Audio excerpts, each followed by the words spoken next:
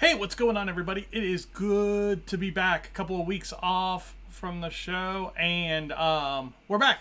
Even though we had a couple of technical difficulties getting the show back up and running today, OBS decided to do an update, and then I had just a bear of a time logging back in.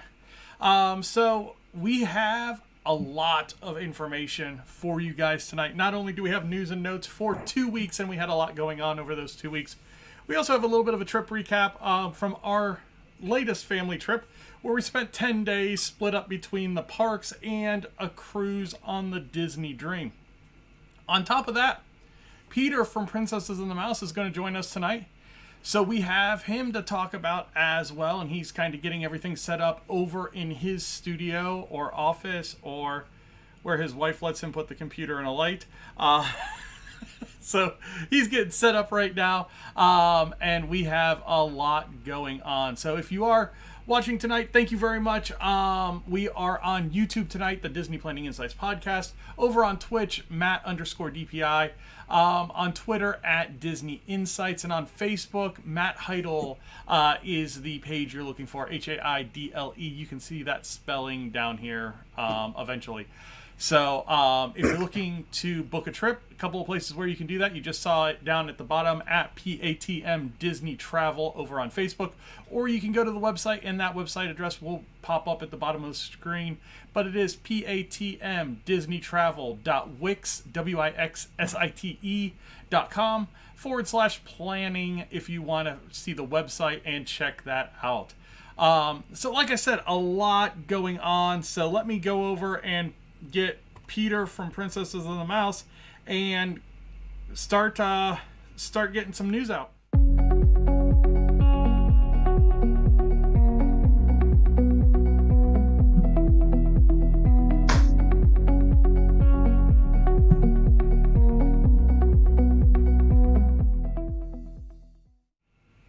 Hey Peter, how you doing tonight?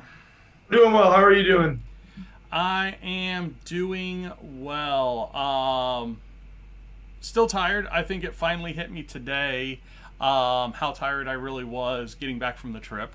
But glad to be back. Not glad that it's 30 freaking degrees outside, but it is Indiana in March, so what do I expect? First of all, it is 40 degrees outside. I know that because I just spent the last several hours outside with my golfers. Barely made it in time for the show. It was nip and tuck. Many of them were shaking violently as they handed me their scorecards. So, fun times. Yeah, fun times. So let's talk about a few things that are going on at the parks. We've got some big news. We'll start with the big news that came out today. One of the shows. Now we talked about before I left. The Luau Spirit of Aloha show was not coming back.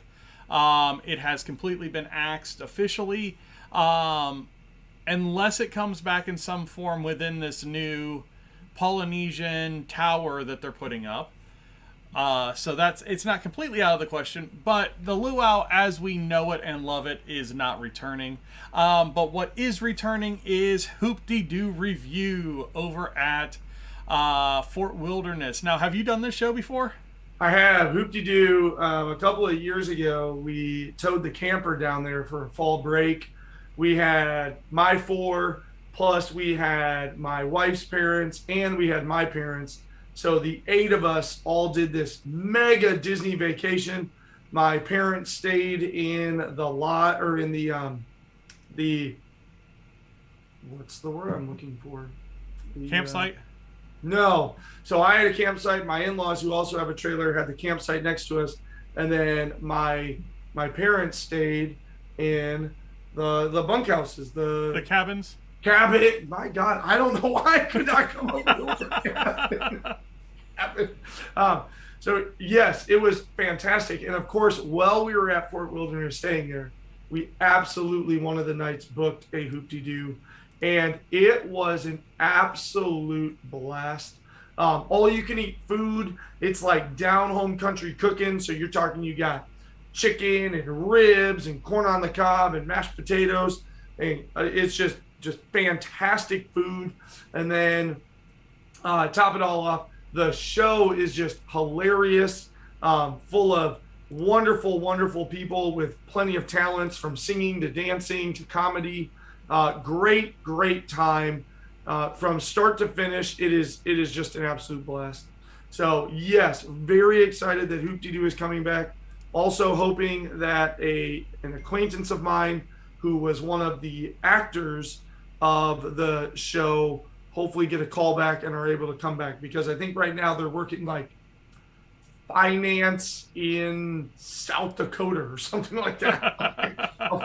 A far cry from one of the leads in the Hoop-de-Doo musical review. Yeah, and that's crazy to think about that.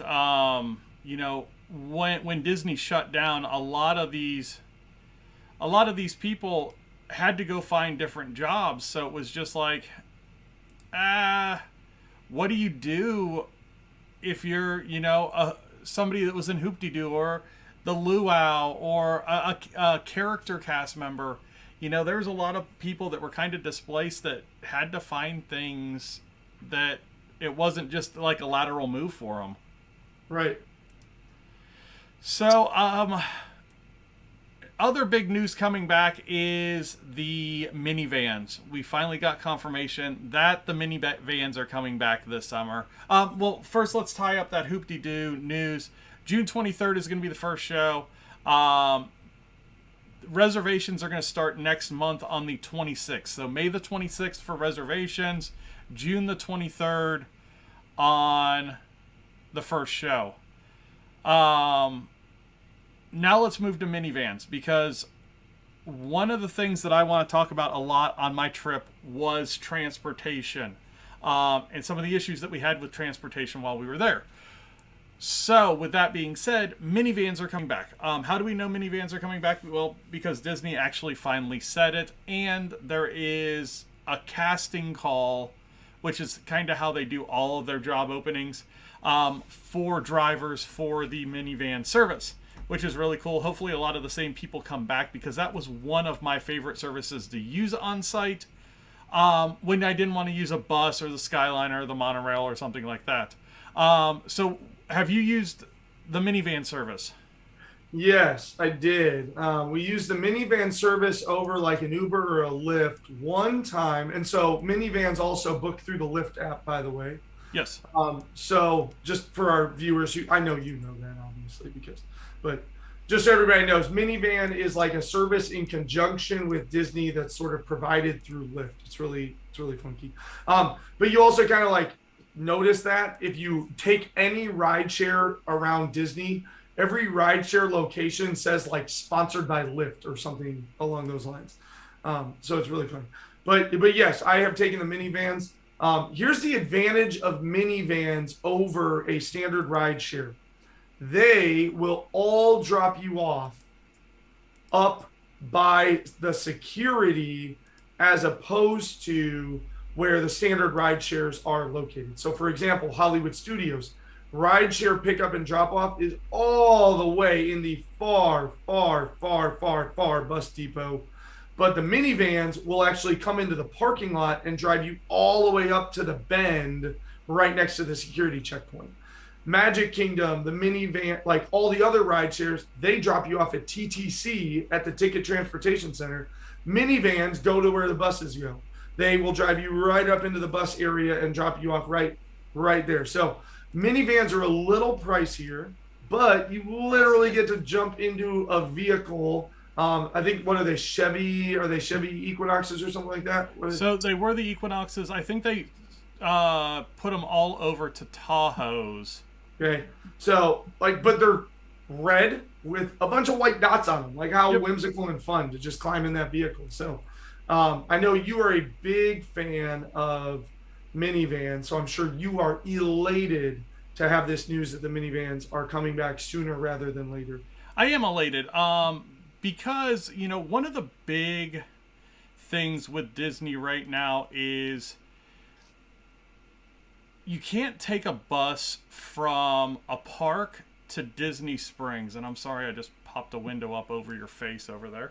But you can't take a bus from a park to Disney Springs. And we tend to do that a lot, especially on Animal Kingdom Day. And we'll talk about this a little bit later. Probably make a whole episode about it, which we did. So just foreshadowing about an Animal Kingdom episode that's coming out. But the minivan service is not just like your average Lyft service. It's a Disney cast member. And they are extremely knowledgeable about the parks. So if you do have questions about where you're going, what you're doing, something that might be going on around the parks, you can ask them, and they usually have really good answers. On top of that, they play great music. So they've got their own USB sticks that are kind of geolocation sticks. So if you're going to Art of Animation Resort, your driver has the resort loop from Art of Animation on. If you're going to Walt Disney World, to the Magical Kingdom. Stop it. No one else knows that reference. That was a silly reference. Now you just look silly for saying that. They play Main Street USA loop music for that ride. Also, it was not me, because that made it seem like it was something that I said. No, it was not something. Say that. It's not something that you said. Something that was in a conversation last night. Yes. That was. It ended up being pretty hysterical. Move on. Talk about the music. Moving on. So, and then Peter had talked about the pickup locations. Now, the one problem with minivans is they are kind of limited, even though there's hundreds of them. At park open and park close, it can be very tough, and you're paying a premium price. You are in that Lyft Black XL pricing, where to get from Magic Kingdom to Pop Century, it's a $38 ride. Is it worth it? Sometimes, yeah. Sometimes it's fantastic. Sometimes, no, it's not worth it. Yeah, so I grabbed one. I grabbed one back in the day when you had to like line up at Hollywood Studios like crazy, hella early in the morning. We came out of our resort and we came out of our room and we looked at the line for the bus, and it was like, oh my God, it was going to take us an hour to get it in on a bus, and the buses hadn't even started running yet. And then I had a minivan to me in like 7 minutes, and I was at the park in like 15. It was just an absolute game changer.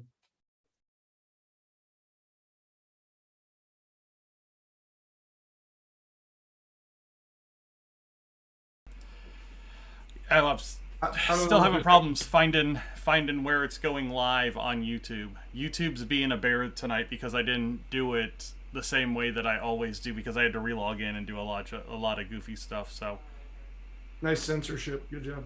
Yeah. Speaking of YouTube, did you know YouTube has blocked? So I saw that. It blocked our For the First Time in Forever video. I know. I got the movie, or I got the email too. So I'm like, I'm disputing it right now, because at the beginning of the show, they recommend, hey, take videos. This is what you should do here. So yeah. Basically, right, but I think it was because the song is in it, so it got flagged. So it flagged the Olaf part. Right. Where he says, I don't have a skull or bones. Right. And that's what it flagged. Right. So YouTube, we're going to fight. We're going to go round and round about this one. Also, coming up on the YouTube channel, I just uploaded Festival of Fantasy Parade. We were on the right side outside of the hub. It is fantastic. That so great to see a full-blown parade back. That was pretty awesome. So, really cool there. Okay, other news that we've got from around the parks. Disney Wish, they've announced a lot as far as the shopping and experiences that are coming. Bippity Boppity Boutique, some of the renderings for that have been released. It is enormous. And then the shopping strip. So all of the ships have basically a deck level that's the theaters and shopping. So like the Dream that we were on, you have the Walt Disney Theater, the Buena Vista Theater, and then the rest of that deck is shopping until you get to the main lobby. And the shopping will consist of a couple of nice, like a jewelry store, a couple of real nice apparel stores that have your cruise apparel and that kind of stuff on it. And normally there'll be like a swimwear and swim stuff store on that as well. The Wish just released theirs today, and they are going to have the largest collection of Pandora jewelry anywhere on the boat. Wait, in the world? That's what they're making it sound like. On a boat? On a boat. So, I feel like we should keep singing that song. Yeah. I'm on a boat. But yeah, it really, really cool to see more and more coming out about the Wish. It's still delayed back into August right now for the first sailing. So I'm sure as soon as we see that first sailing, everybody will have videos and reviews and all that kind of fun stuff up. I was kind of sad because on my boat, one of my favorite Twitter people was on the boat, but I didn't see she was on the boat until after we got off the boat, because I just basically turned off my phone, my cell service, and all my data, like right when I got to the ship. Yeah, it was a poor decision. Just here to drink and talk all about stuff. Other news. Let's see. I need to pull up my Twitter. I want to know more about your vacation. Yeah, we're gonna get to that here in a second. Well, I'm just saying. That's the only reason I'm here. Disney Cultural Representative Program is coming back. So this was from the 25th, so the end of last week, and they are reaching out to people that had their terms shortened or canceled because of COVID. Those are going to be the first people that get the offers, and then they are going to kind of extend it from there. So good to come back, and it looks like the first group is going to be coming in August. And we already kind of knew. We've talked several shows before about the fact that we knew and had heard kind of the inklings that, the groundwork was being put in place for that program to come back. So yes, it is great to hear kind of parameters and dates and plans and all that stuff. So that's really exciting. But so I'm really looking forward to maybe even as early as fall break, walking into Epcot and not seeing a bunch of flag shirts everywhere. Yeah. Yeah, that's the big thing. I mean, Tep and Ito, we ate there again. We snagged a reservation really late. Ate at Tep and Ito. Most of the staff there was from Japan. Yeah. Our initial hostess. Were they from Japan? So our table hostess and our chef both were. But legitimately? Yes. Because did I tell you the story when I went down in fall break last year? In China, there was a guy that said Hong Kong on his tag. And I was like, oh, cool. And he was wearing like the traditional, China garb. Yeah. I go, oh, yeah, you're from Hong Kong. That's so excited to see like people back from the actual nation. He goes, dude, I'm from San Francisco and I was born in San Francisco and my parents were from Hong Kong. So they were like, let's put Hong Kong on his tag. Yeah, no, the only one that wasn't was, so in Tep and Ito, you have like an initial hostess that comes and greets you. Then you have a secondary hostess, and then you have your chef. Our initial hostess wasn't. Our secondary hostess was, and then our chef was. So, okay. Making sure we're being legitimate. Yeah. The only other news I have is Shanghai Disneyland closing indefinitely, starting March 21st due to COVID. It's still closed. Hong Kong's doing the same thing. Both of those parks. China's really been strict about shutting things down when it came to COVID. So not necessarily a surprise. It's amazing that you have parks that are completely shut down, and then you've got parks like Paris now that are completely wide open. That there are no restrictions, that character meet and greets are back, and everything's back. So, you are 100% across the spectrum when it comes to the status at Disney parks right now. So you just really described the difference between a communistic and a democratic government. Yeah. Part of, by the way. You just said the two extremes, and then you said somebody with a democratic society, somebody with a communistic society. All right, so let's talk about trips. So we just got back from 10 days at Walt Disney World, and we did a 4-night cruise on the Disney Dream, which has been 3 years in the making. Because we initially booked it in September of... Yeah, as the guy that's booked it for you 6 times, I can attest to you.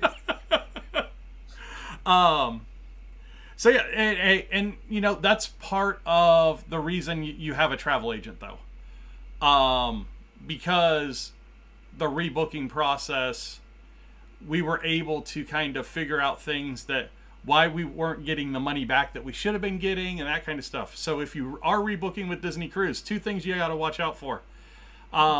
Port fees and taxes are non-refundable.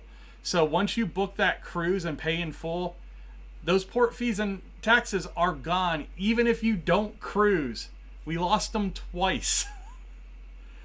On top of that, the insurance says it is refundable independently, but the insurance will not cover cruises that don't sail due to COVID, which I thought was the biggest bunch of BS in the world. But they took our money twice there as well. So I think that was part of the reason why when Disney offered the refund or part of that is why Disney gave the 150% to sort of ease the burden of the non-refundables that occurred. Yeah. So, and it ended but yes, it was a little bit of a, wait, 150% should be this, but we really have this. Yeah. 125% is what it was, not 150. Oh, sorry. Yeah.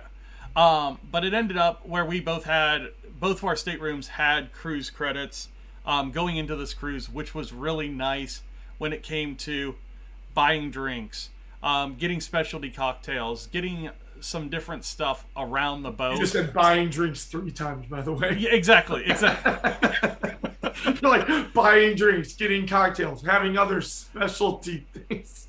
And the other thing that we found out is if you utilize most of your cruise credit, they said it was a non-refundable cruise credit. They refunded the rest of it back to our cards. What? Yeah. So we had some extra money at Disney Springs the last day. So let's go over the trip. Got there on a Wednesday night. Had the worst experience with Music Connect that we could possibly have. Not only was it bad because it was super late. So we got into the airport 20 minutes late. So 20 minutes after our initial arrival time, we got into the airport. We waited over an hour for our luggage. We waited 40 minutes for our Mears Express, or Mears Connect. I'm going to keep saying Mears Express. Mears Connect. Technical Connect. Once we got down to the queue for Mears Connect, and then we had a really beat down bus that played country music over half their speakers, which were broken and crackling the whole way to Disney. It was not a magical start to the vacation. We get to Pop Century and we don't have adjoining rooms. Not only that, one of our rooms is not ready yet, and this is at like 10 o'clock. Yeah. So we're sitting at the front desk and we're like, what the hell are we going to do? So they got us rooms at least in the same building. We were in that 50s building that you and I were in when we went on our trip. So right there, it was really nice when the Skyliner line, we would basically let the Skyliner line come back to our building. That we just walk out to the... That's what you and I did too, because from our room, we could see the Skyliner line and we were like, oh, it's starting to lengthen out. We better go. So it ended up working out, and Disney was really nice about it because it's the second time that we've had problems with a travel party going. So they actually gave us one of those no strings attached forms for our quick service restaurant, which we used at the plaza to get some ice cream, which was really nice. First day at the parks, we went to Epcot. Rode Ratatouille first thing in the morning. If you do not do an individual lightning lane or early morning magic, wait till about 10 o'clock. Everybody that has those early individual lightning lanes runs into Ratatouille and uses them like right when the park opens. And then from there, the standby line goes in relatively quick. We saw very few people going into the individual lightning line when we were in line at 10 o'clock. So I don't know if it was timed well. It was a 75-minute wait posted. It took us about 60 minutes to get through it. It wasn't bad at all. And we were all the way out to the bridge between France and the United Kingdom. From there, yeah, did a bunch of cool stuff at Epcot. Did we do anything new at Epcot this trip? Ratatouille. We ate some stuff for Flower and Garden. Canada Pavilion. Can't go wrong there. Got drinks at the little... There's a little shack between Morocco and the U.S. that was really good. Where the little Encanto garden is. They had a grapefruit lemonade that was really good. There's some ciders. There's a cider house between Canada and UK, kind of just to the left of Rose and Crown. Did you happen to go by there and get a cider flight? I did not. It was on my radar, but by the time we had made it back up over that way, I wanted to be on the other side to tape for Harmonious. So I ended up not getting that. We went to Beaches and Cream, got ice cream at Beaches and Cream, ate at Tep and Edo, ate at Trattoria in the morning.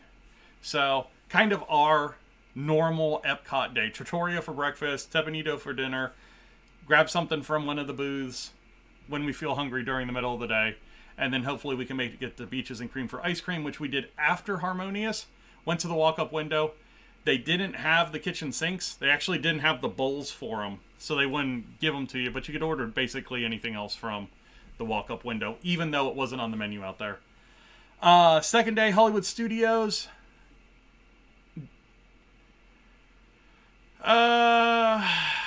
Did Tower of Terror, Early Morning Magic. Worked out well. Another long line. We were back to the shopping. I don't know if I sent you the picture, but I took a picture with my phone, and we were actually, they hadn't opened up the queue line back at Tower of Terror yet. They had us lined up down Sunset, and basically when you made that turn onto Sunset, we only went past a couple of the shops before we were in the line for Tower of Terror. So like well before the bathroom split? Yeah. And I am shocked. Tower of Terror gets the, outside of Rise of the Resistance, of course, Tower of Terror seems to get the biggest line first thing in the morning beyond Rise of the Resistance. Yeah, I think it's a lot of people working from one end of the park and in, because you figure Tower of Terror is the farthest towards the Phantasmic side that you can get. Yeah. So if you knock that out, then you can hit Rock and Roller Coaster, and then you've basically completed that side of the park. If you and you could just leave and be like, okay, now it's time to spend Toy Story, Star Wars. Yeah. And that's kind of what we did, is we stayed up in that classic area most of the morning, hit Mickey and Minnie's. What did we do for? Oh, we did a Starbucks breakfast. So. Oh yeah, I saw you had your picture of Allie is like just a phenomenal picture of, and I knew exactly what was going on. I was like, oh, they had Starbucks breakfast at Hollywood Studios because I recognized that table. But yeah, I mean, did a lot of the big things like Epcot. We rode Test Track, we rode Spaceship Earth, we rode Nemo, we rode Figment, we did Ratatouille. Did we do any Genie Plus? No Genie Plus. No Genie Plus? Okay. When we went back to ride Frozen, so the goal was Harmonious is at 9 o'clock. So we left Tep and Edo. We kind of slow rolled around the top side of World Showcase to get over to Norway. When we got to Norway, family was going to ride Frozen Ever After. I was going to get set up for Harmonious. It was closed. So they ended up doing something else, and then they came. What's that? 3 Caballeros. No, I don't even know what they did. I don't remember what they did. He was in the zone trying to get ready to film. But they ended up meeting me there. I was just outside Norway, so I got that wide angle shot between Norway and Mexico. Turned out really nice, so I'm going to be working on that here soon. But yeah, it just, we got to see the Liberty Bells, the a cappella group that sings in the American Pavilion. We hadn't done that before.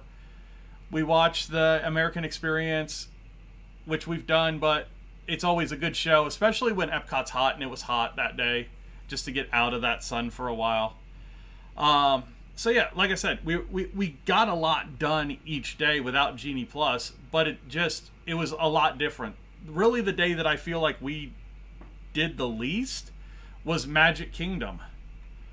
We got fooled on a line at Jungle Cruise, and what happened was we got into a lightning lane rush at Jungle Cruise. So we rope dropped, we rode Seven Doors Mine Train, and then we came back up, got our breakfast, and then we were like, okay, we're gonna let that morning rush at Jungle Cruise kind of hit it and move on back over into Frontierland, over to Splash and Big Thunder Mountain and that kind of thing. So when we got to Jungle Cruise, it was saying like a 70-minute wait, and I was like, okay, that's not a big deal. We'll do that. We'll hit Pirates, not a big deal because Pirates was at 40. Jungle Cruise ended up being over 2 hours. Yeah, and there's kind of like, I think the tipping point for Jungle Cruise is about like an hour and a half. If it's a posted 90-minute, I don't think I'd get in that line. Right. But a posted 70-minute, I'm like, yeah, that's not bad. Yeah. Boy. Ooh. So that kind of killed our morning. We didn't end up doing a lot after that because we met Mike and Darlene once they got into the park. And then we had a 3 o'clock at Be Our Guest. Nice. So we ate, went back into Frontierland, caught the 50th Celebration Cavalcade. We caught the Adventure Friends Cavalcade, which is awesome. And in that video, in the one for Friendship Fair, the stage show that came back to Magic Kingdom, I am going to point out people that are just a-holes during the show. Because in Friendship Fair, we have a family come up in the last musical section of the show, and they walk right up to the front of the rope with a kid on their shoulders and block everybody behind them that have been there the whole show. And then in the Adventure Friends Cavalcade, somebody comes out from behind. There's that popcorn cart in Frontierland. Mm-hmm. That's kind of right across the opening over by Country Bears. Yeah, and Pecco's Bill and all that. Yep. Yeah, and somebody pops out in front of that popcorn cart right in front of the second float. So they have to stop the float. They've got to clear the path. Then they got to restart the... I was like, come on. It's not like you can't hear the music. Some people So are I'm going to point oblivious to the world around them. So I'm going to point them out in the videos. Don't be these people. It's like giant arrows and highlighters and Exactly. like Genie's applause lights, just like more. But past that, every day we tried to do something new or do something that we hadn't done before. Like, we actually made phone cases at Space Mountain. Addie and I did that when she and I were down there for her birthday trip. We went in, got off Space Mountain, and made a phone case for her. So yeah, we had all the new shows, new parade, all that kind of stuff at Magic Kingdom. Animal Kingdom, we rode Dinosaur. We haven't ridden Dinosaur in a long time. We did Tough to Be a Bug. Yeah, we haven't been on that in a while. I should go on that next week. Yeah, so we did some stuff like that was either... We haven't done Tough to Be a Bug before. We did the Bird Show, which we'd never done before. Oh, that's a good show. I've done that 3 or 4 times. I really enjoy the Up Show. Yeah, that was a lot of fun. They've taken all the Up theming out of it. Yeah, and the Up theming was really just in the very beginning. Doug and Russell did some stuff, and then they were gone. Yeah, so it's never been like super uppy. Yeah, but it was a lot of fun. We ate at Tamu Tamu, which if you're looking for your Dole Whip at a different location with some more twists to it, I got a sour apple Dole Whip. Uh, yeah, it was the pineapple whip with sour apple drizzle on it. Where'd you The get that at? What's that? Where'd you get that?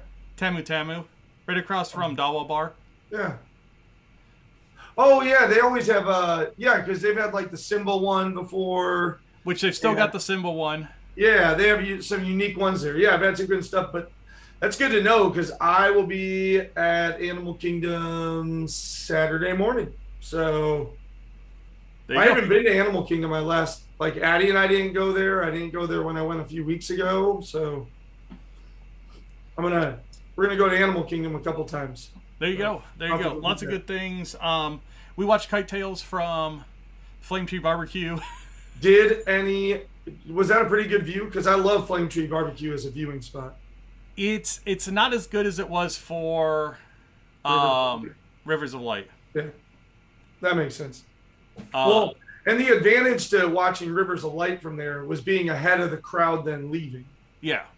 Versus, Kite Tails just kind of have. Did any take a nosedive? No.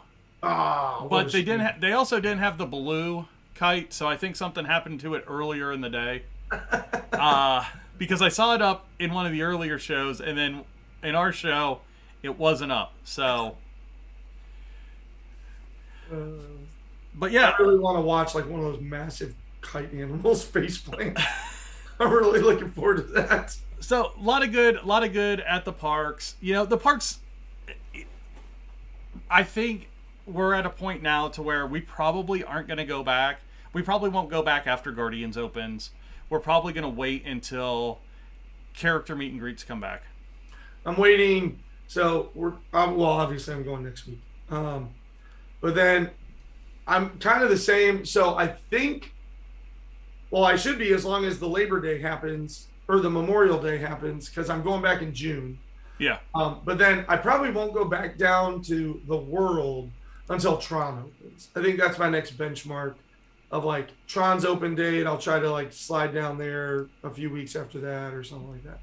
Yeah, I mean, when it comes to parks, we're really, really looking at Paris next year. Yeah, I knew you were going to do that. And my family, like, it's not that we won't be going to Disney. My family is really looking at fall break either being a cruise or land. So I'm working on pricing out one of those things. And then the other thing, whatever we don't do in fall this year will probably be like what we do in spring next year. And then that should give us enough time for Tron to open by I think Tron should be open by this time next year or potentially like a Memorial Day type thing. Yeah. I would think, I think they want to have it open before the end of the 50th celebration, which is March of next year. Right.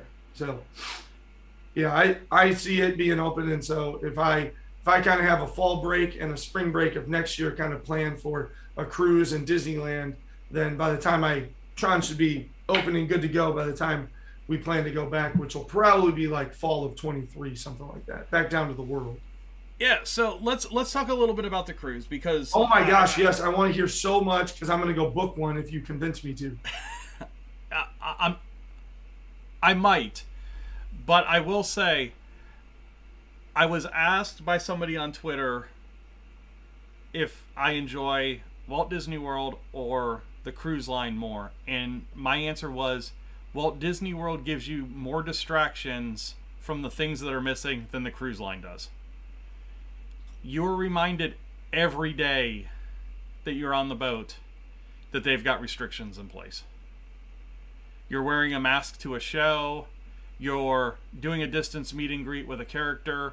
Your kids are waiting in line to get into a pool. Every day there's something to remind you that there's restrictions on the boat. So let's start with getting over there. We took a limo over there. That was really stinking cool. We took a limo from Pop Century over to the dock, to the port, and went through the COVID protocol. It wasn't hard at all. Honestly, just keep out your ID the whole way through, and you get a little barcode on your port arrival form. If you have those two things out, you kind of breeze through everything as long as you have clear to arrive on your thing. So we did the COVID stuff. You wait in a little holding tent. They've got 4 holding tents, and they kind of rotate them as people come in.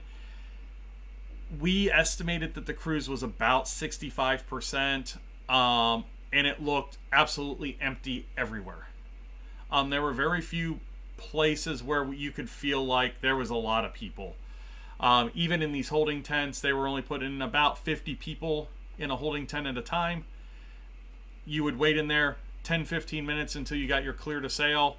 It'd come through as an email. You got your clear to sail. You went over to the port and started actually going through the actual port arrival process, checking in. Kids get magic bands on the cruises. Special magic bands to get them into the Oceaneers lab. So that's something that I didn't know about, which was really kind of cool, because I thought they just used their key to the world card for everything like we do. They don't. They get special magic bands, and that was pretty awesome for them. The boat is amazing. If you've never been on a cruise, just the scale of the boat is outrageous.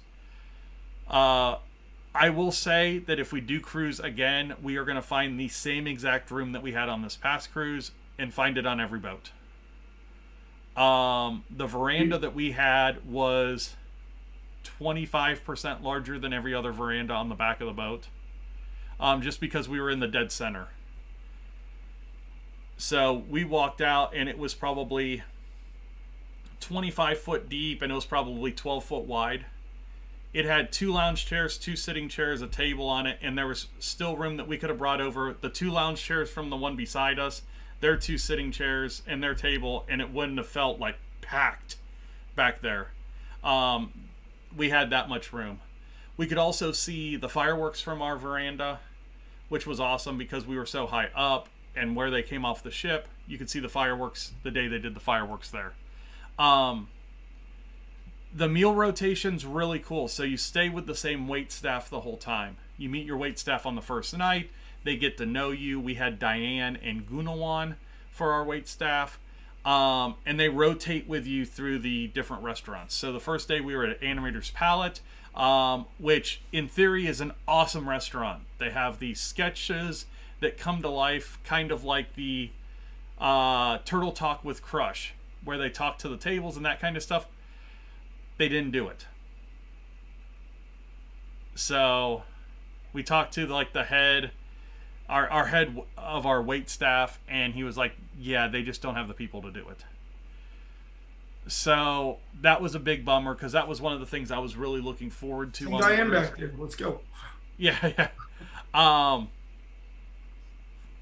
We did Enchanted Garden twice, and it was 2 different things at Enchanted Garden. So the first day was like the actual Enchanted Garden restaurant meal, which you meet Mickey and his friends. They come in, do a dance, song and dance. If you think of like Chef Mickey's, how they do that thing, kind of the same thing there. The second night was the Pirates night, so we stayed at Enchanted Garden for that, where they've got pirates come in and kind of recruit new pirates to their crew. So that was at Enchanted Garden as well. The last night we had Royal Palace. So Enchanted Garden is kind of themed to like Crystal Palace. It really looks like Crystal Palace, but if you take the white and turn it green. And that's Enchanted Garden. Nice. The last one was Royal Palace. It's royal table on the boat. The princesses come in, they walk around, they wave. All of the wait staff have special costumes for that restaurant as well. So food there in the restaurants, above average. But in talking after the cruise, it is very bland for a reason. They don't want people to have intestinal troubles on a cruise ship. So be prepared to salt and pepper just about everything you get. There were some good flavors. I tried some exotic salads, that kind of stuff. Really good desserts. But main courses, for the most part, were relatively bland. as far as like the grab and go counters, so the other stuff that was kind of included cabanas, which is their buffet area, has breakfast, lunch, and dinner. Breakfast is their big meal. Normally no line. They've got like 6 different stations that all serve the same thing, and then the ones that serve different things, there's like 2 of them, one on each side of the restaurant. So there was never big lines anywhere for any meal for anything. Food at Cabanas, okay. Their eggs were not good. Their scrambled eggs were not good. Their omelets were good. So it wasn't an egg thing. It was whatever they scrambled them with thing. They just weren't good. And then Mickey waffles, like the consistency of the Mickey waffles was different. Like one day they were really mushy, one day they were really hard. It's like they couldn't get the Mickey waffles right, and it was just like, that's a weird thing not to be able to get right. You could just measure the same way every time. Yeah, I mean, doesn't it just all come out of the same bag? It doesn't matter what park it goes to, it all comes out of the same bag. Yeah, right. It's all waffle mix bag. Yeah. So that was kind of weird. As far as activities, the kids didn't get into any of the kids' zones. We just didn't have the time for it. Wow. We did a lot of swimming. We spent a lot of time on the pool deck. We watched a lot of movies. We hit all of the shows. These shows on the boats are very good. Our boat we were on the Dream. We had Charles Peacock the first night. He is a juggler that was on America's Got Talent. He was amazing, fantastic, funny. If he had a Vegas residency, I would go see him in Vegas. It was that good. Beauty and the Beast live on stage is award-winning, and it's for a reason. It was unbelievable. To see that on a cruise ship was fantastic. The third night was Turning Red. The Disney ships are the only theaters allowed to play Turning Red. So there were 4 big screens that you can watch Turning Red on. We saw it on the Disney Dream. It's just the 4 cruise ships that can play it. The last night was Disney's Believe, which is kind of a character-filled show. It's the journey of a father to believe in magic. The genie was great. The rest of the show, except for parts, was kind of like eh. But good cast. There was some cool stuff in it. Just overall, the show was like meh. Yeah, I mean, I probably would rate it between like Indiana Jones Stunt Spectacular and Beauty and the Beast live on stage in Hollywood Studios, as far as where it would fit in like level of show. Like you've got great shows as far as Finding Nemo and Festival of the Lion King and Frozen for the first time in forever, and then you have probably Beauty and the Beast, and then this, and then Indiana Jones Stunt Spectacular. All right, I don't understand why you keep hating on Indiana Jones Stunt Spectacular. It's cool. It's just when it comes to like Disney stage shows, that's more of like a demonstration show and not a stage show. Okay. It just doesn't. But no. Again, like I said, it had good parts. It had like the Lion King part's really cool. The Mary Poppins part's really cool, but it just misses in some areas. It's kind of disjointed, like I feel like Harmonious is. As far as it doesn't flow together really well. It's just kind of like scene from a movie, scene from a movie, scene from a movie, and there was one cohesive plot line, but it didn't like flow through the scenes really well. But yeah, past that, again, the ship was cool. The character meet and greets were awesome, and they would have been a lot better if the kids got to hug characters. Because you got to see some unique characters, you got to see some characters in some different outfits. We got to see Pirate Stitch, Hook and Smee, Captain Mickey, Captain Minnie. You know, there were a lot of different characters on the boat. It's just they were all distanced And even when you got to Castaway Cay, it was the same thing. Characters were behind a rope or on a vehicle to where you couldn't get to them. So all of your pictures are just kind of like the kids in front, like they are in the parks right now. How is Castaway Cay? Is Castaway Cay amazing? It's awesome. It is really cool. Right now, like I said, with them not sailing full bore right now, it was easy to find beach chairs. It's March in the Caribbean right now. The water's still cold. The water was freezing cold when you got into it. It's fish water. I should go in October. Yeah. But yeah, it was really cool. It's bigger than it looks, but smaller than I expected. If that makes sense. I mean, they own an island. How big do you want it to be? Well, it's an island, but I mean, I can throw a rock in the ocean, and if it floats, it's an island. Okay, if it floats, it's not a rock. Okay, I can throw a piece of wood in the ocean. If it floats, it's an island. No, it's a piece of wood in the ocean. But no, it's not a huge island, but it's long. So from the time you get off the ship, there is a tram that kind of goes, because there's 3 very definitive beach areas. There's 2 family beaches, and then there's an adult section at the very, very end of Castaway Cay. A couple of shopping areas, 3 places to get food. Food's served from 11 to 3 every day on the island. And it's burgers and like brisket sandwiches and ribs and that chicken, that kind of stuff, like barbecue food. But yeah, no, it was cool. Lots of rentals there. There was a lot of things that you could rent when you got there, like floaties and rings and snorkel gear and that kind of stuff. The ray, they've got a little ray pool in the middle, a stingray pool in the middle that you could have gone into. A lot of the excursions were canceled when we were there because the sea was too choppy. Oh, wow. Okay. So it was really, really windy. And that's something that I guess I wasn't expecting on the boat, was how windy it really was. It was hot, but it was windy. And when that wind hit you, it was a cold wind.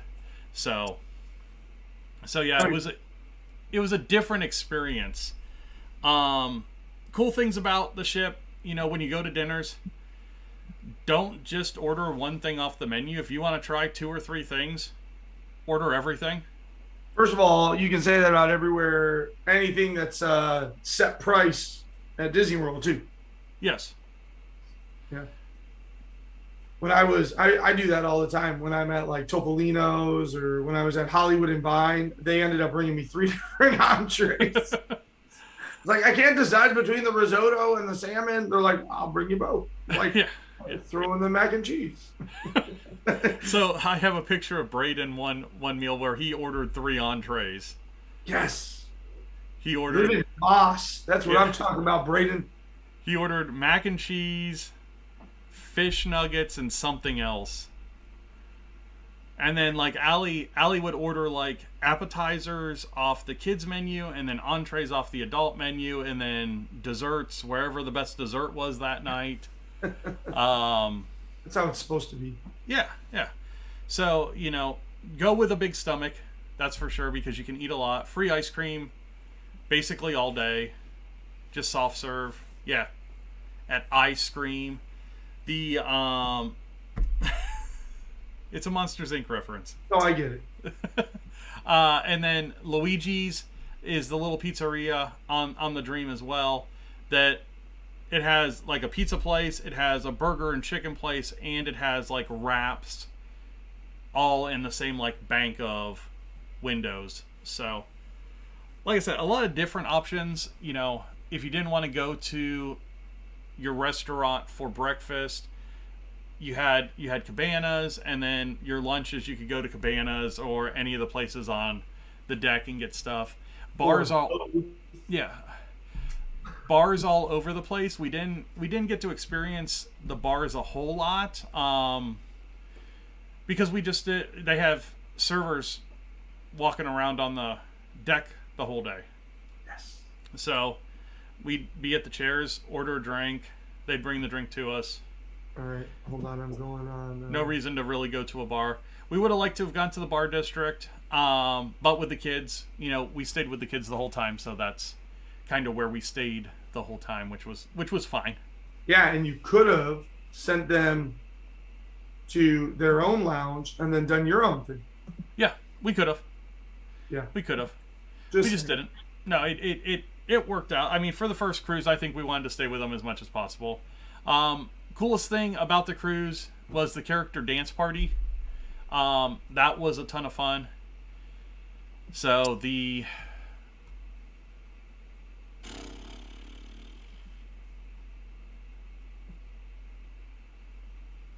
it was the night of Turning Red, I think. Was it the Pirate Night? Yeah, it had to have been. I don't know. You're telling the story. Yeah. So they have a dance party. So they have it twice. So they basically do everything on the boat twice. Okay. Because you have an early seating for dinner and a late seating for dinner. So they have an early show for the late seating and then a late show for the early seating.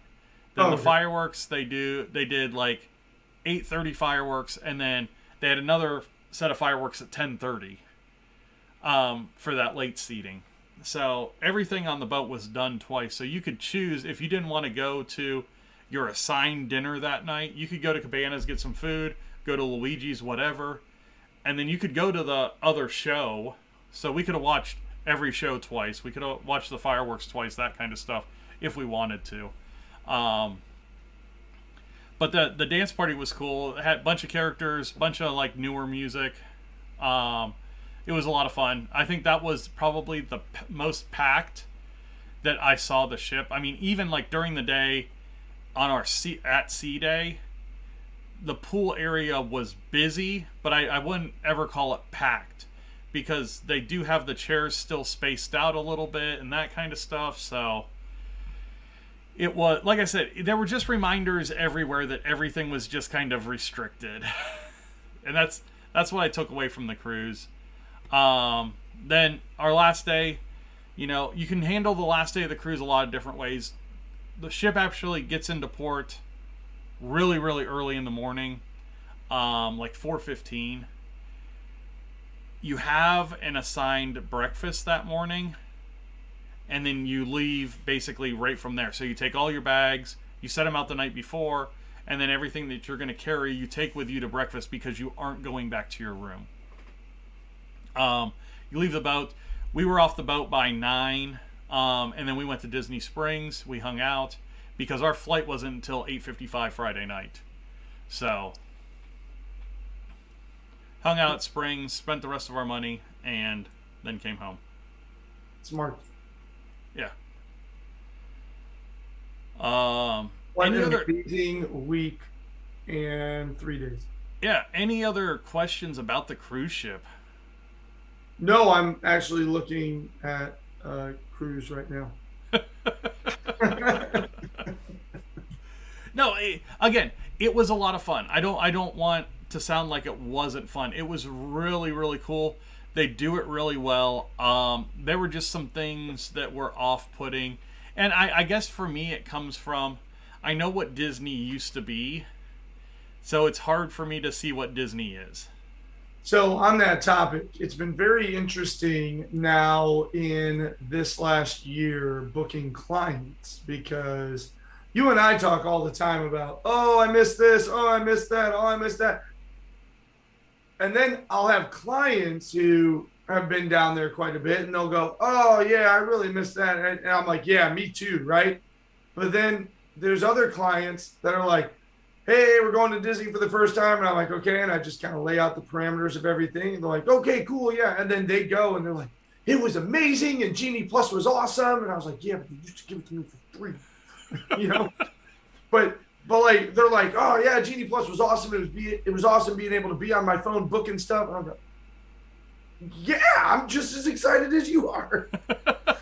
So it's all it's very much a matter of perspective.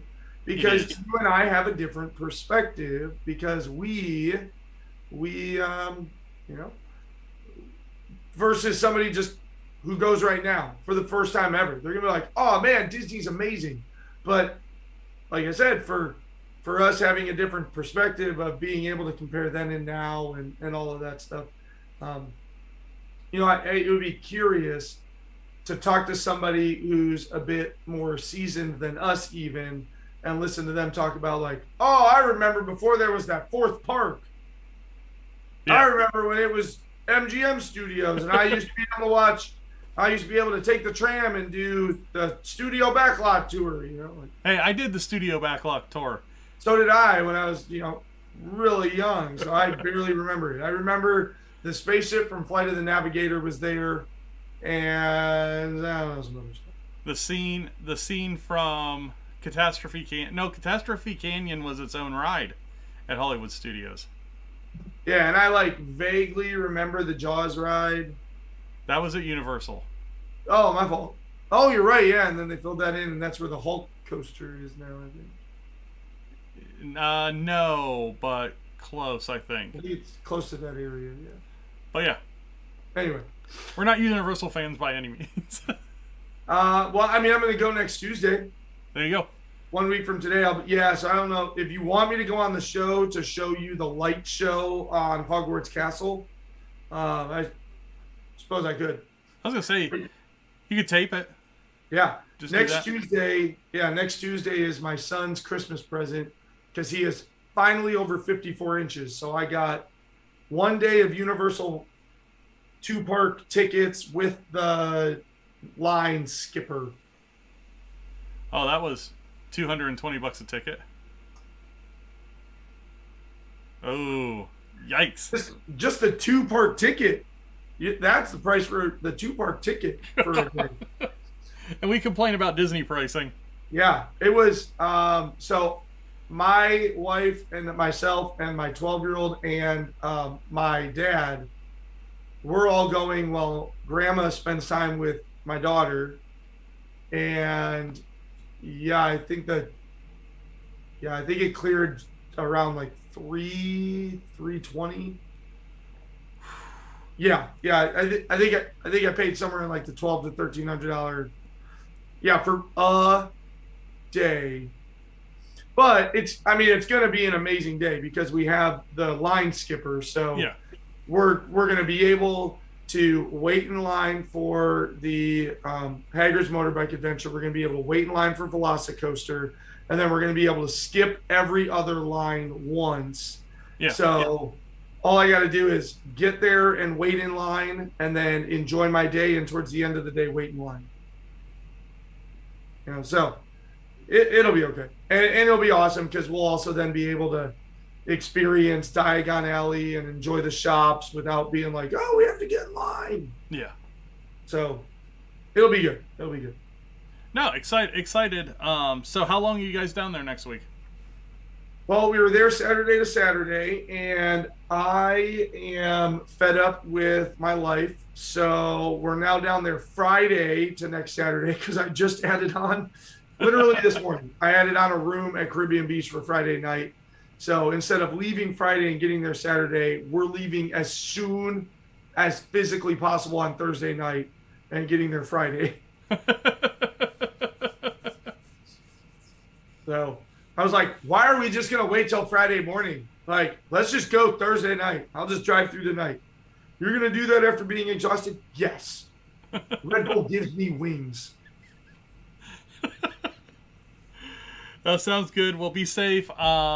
So you won't be on the show next week. I can. It'll just be not what the show's about.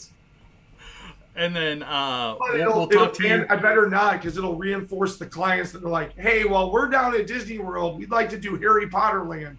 Which park is that in? Not Disney World. That's what park it's in. Yeah, we don't want to confuse people. So no Peter on the show next week. So in 2 weeks we'll kind of recap your trip as well. You at Pauley this trip, or are you at Riviera? Riviera. Yep. So back at your home resort. That's why I threw a night on at Caribbean Beach. I'm like, we're right next to it. Yeah, you're like, can you just put us over in the Aruba section so that we can just walk from our room to Riviera? Right, and we'll just leave the car parked. Yeah. Because I mean, it's all even like the parking area and all that stuff. Yeah. All right. Well, that is it. Good talking to you tonight, Peter. Again, it's a long show. Yeah, Peter with Princesses and the Mouse Disney Travel. Find him over on Facebook at PATM Disney Travel or on the website patmdisneytravel.wixsite.com. That is a fantastic look, even with the big tag on it. Thank you. All my wife's, we're getting ready to pack, so like all my wife's ears. Yeah, we're going to get you off the screen as fast as possible. Oh, okay. All right. I'll talk to you later, man.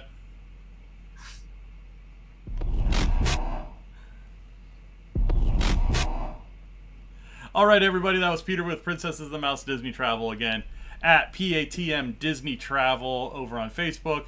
patmdisneytravel.wixsite.com /planning if you just want to get over to the forum to request information about a trip. It is right down there right now. Check it out. But past that, thank you guys all for watching tonight. Let's go ahead and get into the close.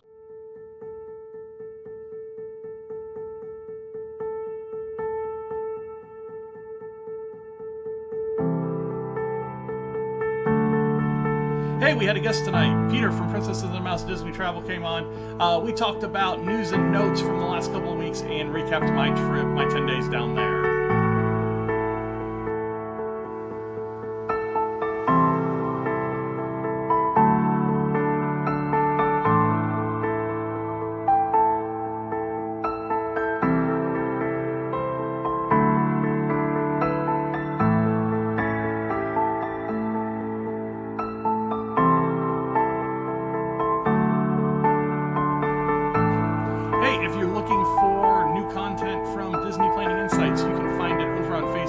DPI podcast. We're going to have a ton of photos coming up over the next few weeks. Over on Twitter at Disney Insights. You'll see all the YouTube information after this, but it is the Disney Planning Insights podcast, and we will have quite a few videos.